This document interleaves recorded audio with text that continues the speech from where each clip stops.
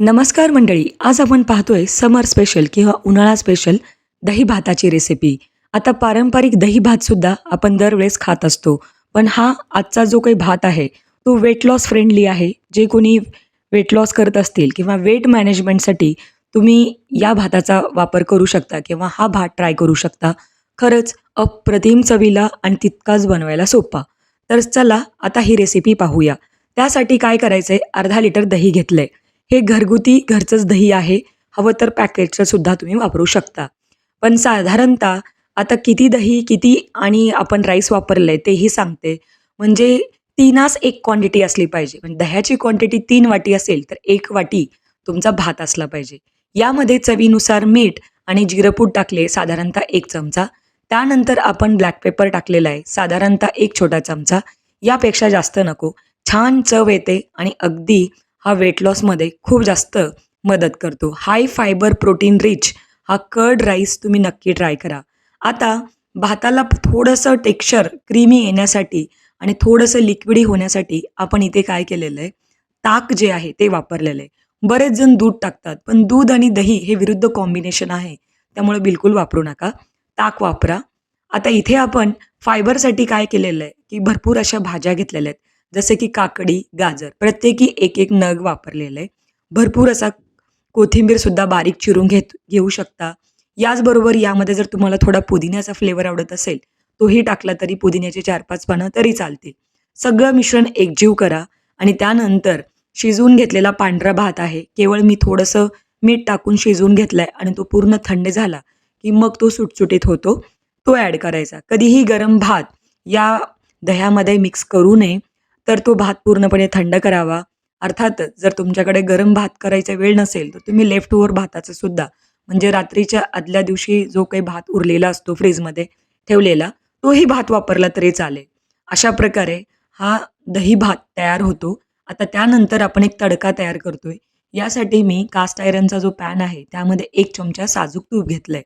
Weight loss friendly आहे, त्यामुळे healthy fats म्हणून आपण तुपाचा वापर करतोय. पण तोही अगदी 1 चमचाभर किंवा तुम्ही जर तुमच्याकडे ऑलिव्ह ऑइल असेल तर त्याचाही वापर केला तरी चालेल. हिंग टाका. त्यानंतर इथे भरपूर असा कढीपत्ता वापरायचा आहे व्यवस्थित. आता इथे आपण 1 चमचा मोहरी ॲड करूया. मोहरी छान तडतडली पाहिजे. म्हणजे अर्थातच मोहरीचा चुरचुरीत असा आवाज आला, की बाकीची जिन्नसं ॲड करा. इथे 1 लाल सुकी मिरचीसुद्धा मी तोडून वापरली आहे तिखटासाठी. आता हा जो काही भात आहे, जी क्वांटिटी मी वापरलेली आहे, साधारणतः एक 4 ते 5 लोकं आरामात खाऊ शकतात, इतका हा भात तयार झालेला आहे. इथे आपण काय केलेलं आहे, प्रत्येकी 1.5 चमचा डाळी वापरलेल्या आहेत. उडदाची डाळ आणि चणा डाळ दोन्हीही मिक्स करा आणि यामध्ये टाकून व्यवस्थित हलवून घ्या. अर्थातच थोडंसं फ्राय करायचं आहे. इथे आपण शेंगदाणे वापरलेत प्रोटीनसाठी म्हणून आपण शेंगदाणे वापरतोय. हवं तर तुम्ही अजून जर तुम्हाला प्रोटीनसाठी दुसरं काही वापरता आलं तर नक्की वापरा. पण मी क्रंची टेस्ट आणि तितकाच टेस्टी भातासाठी प्रोटीन म्हणून शेंगदाण्याचा वापर केलेला आहे. याचबरोबर आता सगळी जिन्नसं व्यवस्थित मंद आचेवर फ्राय करून घ्या. कारण तेल किंवा तूप कमी वापरल्यामुळं जिन्नसं लवकर करपू शकतात. आता इथे आपण काय केलेलं आहे, थोडेसे कॅशू घेतलेले आहेत. याचबरोबर कॅशूचं प्रमाण थोडं कमी ठेवा, जर का तुम्ही वेट लॉस करत असाल तर.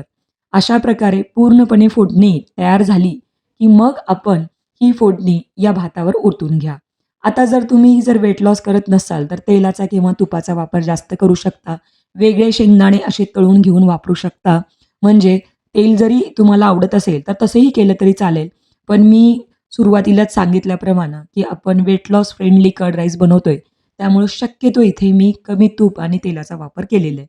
अशा प्रकारे फोडणी व्यवस्थित या दही भातामध्ये मिक्स करा.